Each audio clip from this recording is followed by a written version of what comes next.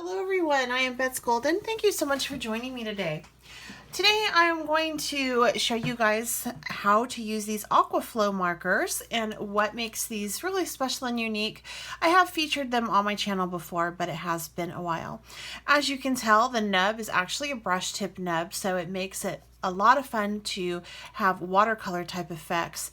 And what I like about these is they do indeed paint on, and then if you want to intensify the color, you continue to add color, but if you want to mute it out, you can actually use some water to lift it. And then today I'm gonna do a kind of a loose watercolor technique in which I am going to create a card for my mom.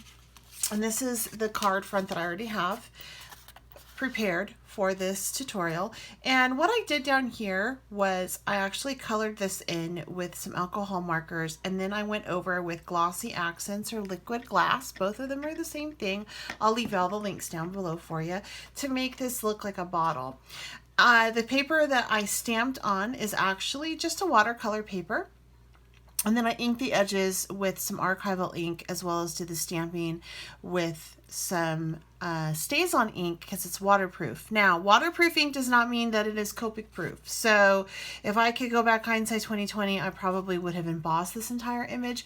But then again, I want the liquid on the flowers that I'm going to color to move. And so if I were to emboss, it wouldn't move as freely as leaving it not embossed and just flat. Then what I did was I used the Colorado and Craft Company Big Bowl. This is the, which one is it? The Perfume Bouquet set. Really like it because you can put your sentiment in here with the number, or you can just do, you know, Chanel number 5. That's my favorite. Really great sayings on here. A girl should be two things, classy and fabulous. That's by Coco Chanel. And then a woman's perfume with the scent of a woman. A woman's perfume with the scent of a woman, Gabrielle Chanel. So I really, really like this set. I thought it was perfect for my mom. She is a big Chanel fan. So I used the paper from this cardstock pack, and I got this at Cut Cardstock, link also provided down below, and I created a card base with it. A 5x7 card base for this particular card because the stamp's so large. And then on the inside, I just matted it with that sentiment for her birthday. So I'm going to set this aside and we're going to finish up this card. You do want to keep in mind your color families and color theories when playing with these. The reason is because they are a blendable marker, so they will mix and do things with other colors. And if you mix purple, and I'm going to use some right here, with green or yellow, you're going to get colors like brown, and we don't want that. So I'm just coloring this in, and as you can see, it lays just beautifully. And I'm just, you know, I don't even, no rhyme, no reason with this. I'm just going to kind of go through and color some spots in. And then again, you know, you can totally go in with a pen, or not a pen, but a wet color, a wet paintbrush, and make this more muted. And this is a little bit too dark for my preference right now. I'm doing that on purpose because I'm going to splatter it with some mist of water and let this color move. That's part of the reason why I am doing a color cardstock base of white, is because I want this to really be impactful and be what you look at. So I'm not looking for like perfect coloring right now. I literally am just looking to get color down so that I can make it move around. And I'm not being real careful with my lines on purpose. And you know, ideally these should be green, but since I am using a blendable medium right now, I don't want them green because it would turn everything brown. So I am trying to keep in mind those simple things as I go through and use this. If you would like a video on color theory, let me know in the comments below. I can do that. It's really easy if you don't know already.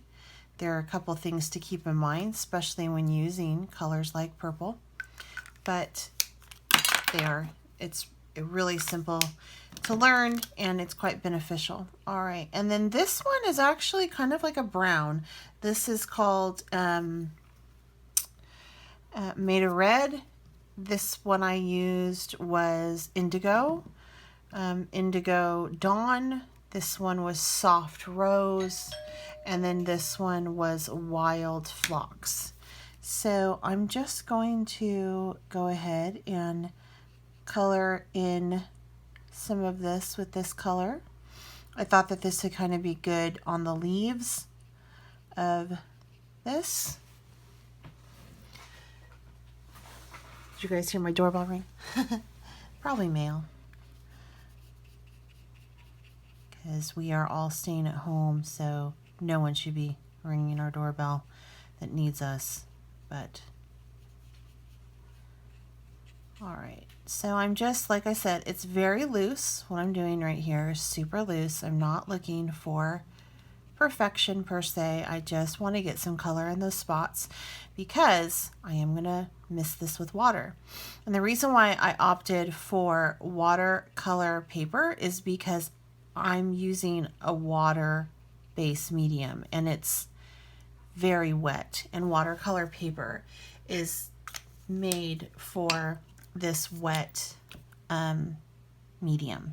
It's a nice substrate that's made for the wet medium. All right, so I'm just gonna kind of go through these spots on some, and it does blend because it is a wet medium.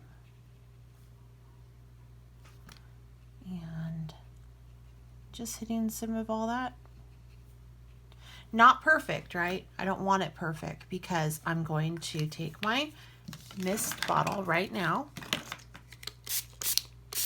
and I want it to move. That is exactly what I want it to do. I want it to move.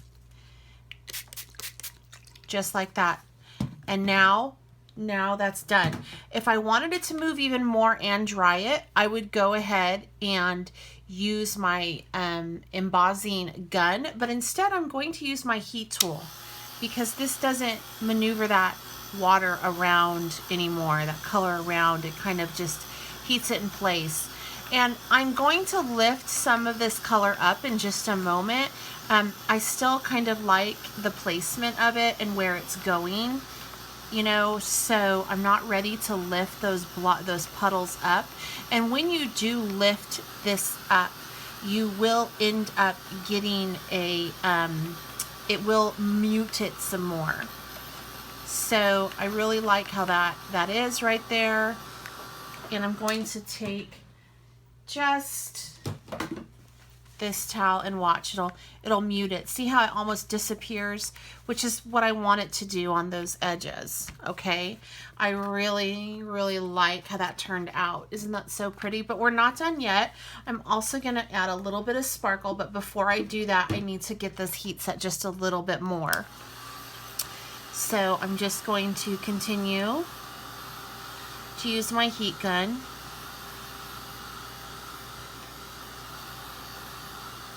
And then always dry the back as well because the liquid seeps through and it'll seep back up to the top. And when you're trying to lay another medium down or, you know, trying to get it adhered to your card front, it might not work because it could be wet on the back. So always, even if it feels like it's dry on the top, always make sure you hit it with the back too. I really like how that turned out. That's just exactly what I had imagined for this. And so from here, I'm actually going to take it and I'm going to adhere it to my card base, and then I'm going to add in some of this fun sparkle. I like to add the sparkle in after my wet mediums have all dried, just because it will move too, and I don't necessarily want it to move around much. It's going to pick up some of the color that I laid down, and that's to be expected, but I just don't want it to move all over the place. All right, so I've done a pretty nice covering there with my art glitter glue. And I'm just gonna take this,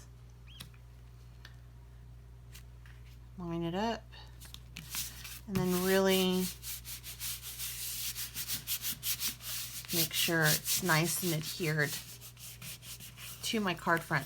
And if you notice, I always do this open, and that's because when you fold your card front and you work on it already closed, it creates a spring and you won't get very even place settings.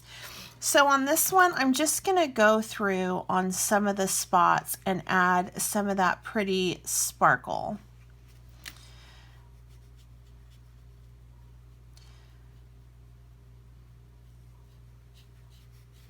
And as you can tell, it's picking up just a little bit of the color, but not much.